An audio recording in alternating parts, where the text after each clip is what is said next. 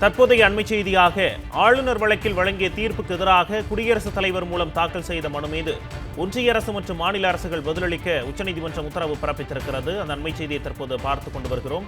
ஆளுநர் வழக்கில் வழங்கிய தீர்ப்புக்கு எதிராக குடியரசுத் தலைவர் மூலம் தாக்கல் செய்த மனு மீது ஒன்றிய அரசு மற்றும் மாநில அரசுகள் பதிலளிக்க உத்தரவு பிறப்பிக்கப்பட்டிருக்கிறது.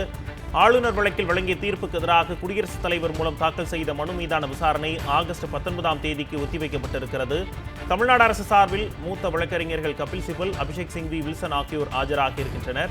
ஆளுநர் வழக்கில் வழங்கிய தீர்ப்புக்கு எதிராக குடியரசுத் தலைவர் மூலம் தாக்கல் செய்த மனு மீது ஒன்றிய அரசு மற்றும் மாநில அரசுகள் பதிலளிக்க உத்தரவு பிறப்பிக்கப்பட்டிருக்கிறது. அந்த அண்மை செய்தியை தற்போது பார்த்துக் கொண்டு வருகிறோம். இது பற்றிய விரிவான தகவல்களை தருவதற்காக டெல்லி சிறப்பு செய்தியாளர் பால்முருகன் நம்முடைய இணைந்திருக்கிறார். வணக்கம் பால்முருகன், கூடுதல் விவரங்களை பதிவு பண்ணுங்க. அதாவது ஆளுநர் மற்றும் குடியரசுத் தலைவர் ஆகியோர்களுக்கு மசோதா மீது முடிவு எடுக்க கால நிர்ணயம் செய்ததற்கு எதிராக ஒன்றிய அரசு குடியரசுத் தலைவர் மூலம் ரெஃபரன்ஸ் மனு ஒன்றை உச்சநீதிமன்றத்தில் தாக்கல் செய்திருந்தது. அந்த வழக்கினுடைய 2வது நாள் விசாரணை இன்று நடைபெற்றிருக்கிறது. ஏற்கனவே கடந்த வாரம் வழக்கு விசாரணைக்கு வந்தபோது ஒன்றிய அரசுக்கும் மாநில அரசுகளுக்கும் பதிலளிக்க உத்தரவிட்டிருந்தது.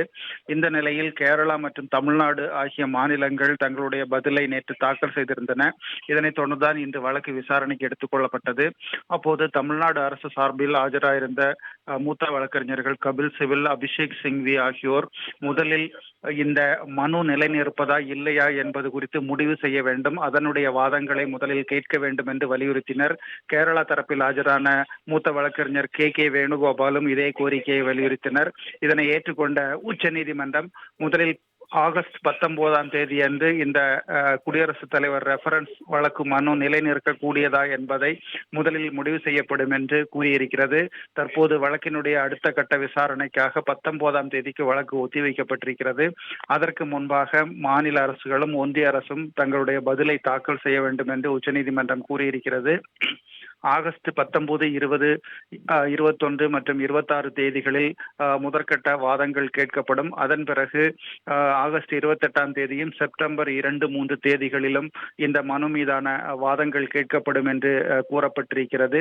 செப்டம்பர் 10ஆம் தேதியோடு வாதங்களை முடிக்க வேண்டும் என்று உச்சநீதிமன்றம் தற்போது உத்தரவிட்டு வழக்கை ஆகஸ்ட் 19ஆம் தேதிக்கு ஒத்திவைக்கிறது. ஆகஸ்ட் 19ஆம் தேதி அன்று இந்த குடியரசுத் தலைவர் மூலம் ஒன்றிய அரசு தாக்கல் செய்துள்ள இந்த 14 கேள்விகளும் நிலை நிற்கக்கூடியதா என்பதை உச்சநீதிமன்றம் முதலில் முடிவு செய்து அதன் பிறகு விரிவான வாதங்களுக்குள் நீதிமன்றம் செல்லும் என்று எதிர்பார்க்கப்படுகிறது. அதற்கான தேதிகள் தற்போது முடிவு செய்யப்பட்டிருக்கின்றன. ஒரு சொல்லி உங்களுடைய அண்மை தகவல்களுக்கு நன்றி பால்முருகன்.